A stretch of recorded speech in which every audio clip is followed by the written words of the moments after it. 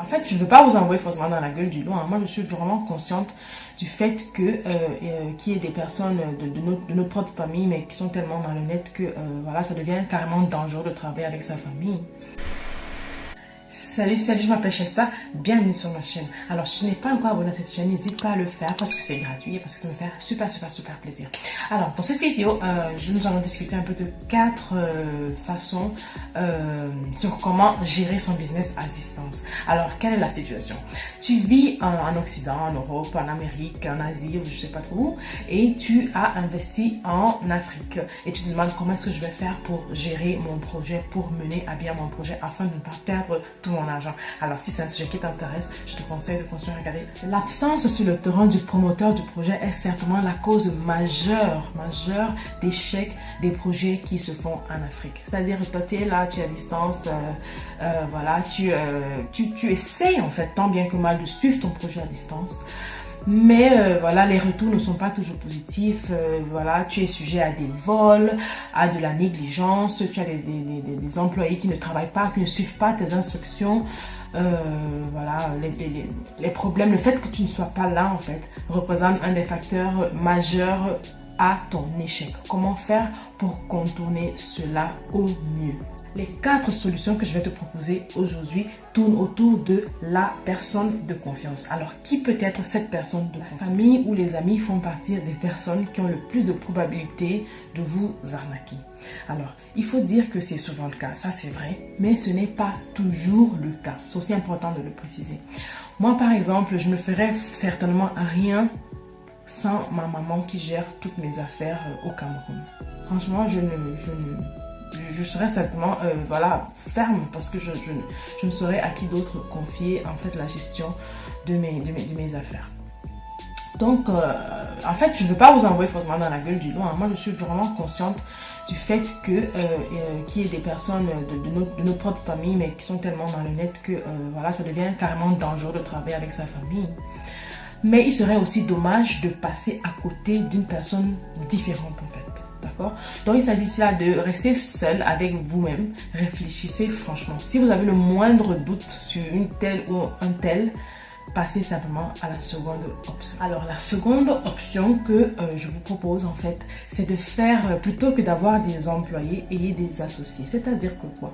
Vous commencez à collaborer avec une personne à un tel poste. En réalité, au lieu de faire de lui un salarié pur, faites de lui un associé sur le long terme. C'est-à-dire, vous pourrez simplement lui proposer comment on dit cela, une espèce de programme à long terme. Il deviendra votre associé au fil des années, au fil du temps. Proposez-lui par exemple des pourcentages sur les revenus et même des pourcentages, une rémunération en terrain en fait, en terrain agricole. Si vous avez par exemple 10, 20, 50 hectares et que sais-je encore, proposez-lui par exemple de lui donner une partie de votre terre. Ça, ce sont des choses en fait, ce sont de grands motivateurs en fait pour les personnes. C'est clair que le vol ne sera pas complètement voilà, banni ou éradiqué, mais ça diminuera de beaucoup tous les couacs qui peuvent arriver parce que la personne saura qu'il est avec vous pour un projet où il a beaucoup à gagner sur le long terme. La troisième solution que je propose ici, c'est le projet coopératif.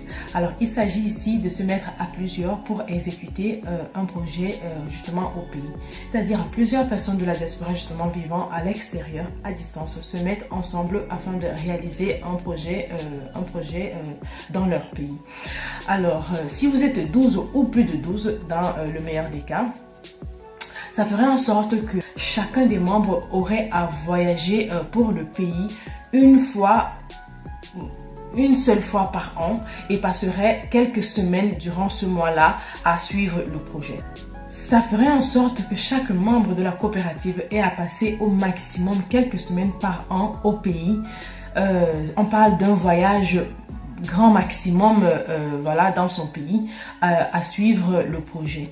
Donc ce serait comme si le porteur de projet est tout le temps présent en fait sur le terrain et cela diminuerait de beaucoup tous les couacs, voilà, les risques. Cela voilà, ce serait vraiment une solution au problème voilà, de l'absence du promoteur de projet sur le terrain.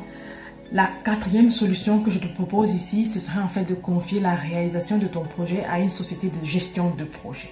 Voilà, ce sont des sociétés qui naissent un peu comme des champignons de part et d'autre. Il te suffit donc de trouver celle qui t'offre le plus de garanties, parce que j'insiste quand même sur cette affaire de garantie là. Il faut qu'elle te montre en fait qu'il y a une assurance au cas où le projet ne serait pas mené à bien. Et voilà, tu te sens en confiance. Si la société en question te rassure, tu fonces et voilà, ce sera une façon de réaliser son projet à distance. Alors, des 4 solutions que je viens à peine de te proposer, dis-moi un peu ce que tu penses déjà de toutes ces solutions-là et quelle est celle que tu préfères. Et puis, si tu as d'autres idées, d'autres façons en fait de gérer son projet à distance, n'hésite pas à partager avec nous pour nous enrichir, parce que ça, c'est vraiment une question comment cela, assez limitante en fait pour ceux qui veulent réaliser, qui veulent entreprendre à distance. Voilà, si tu as aimé cette vidéo, n'hésite pas à liker et à la partager et à t'abonner à cette chaîne. Voilà, on se voit dans la prochaine vidéo. Bye bye.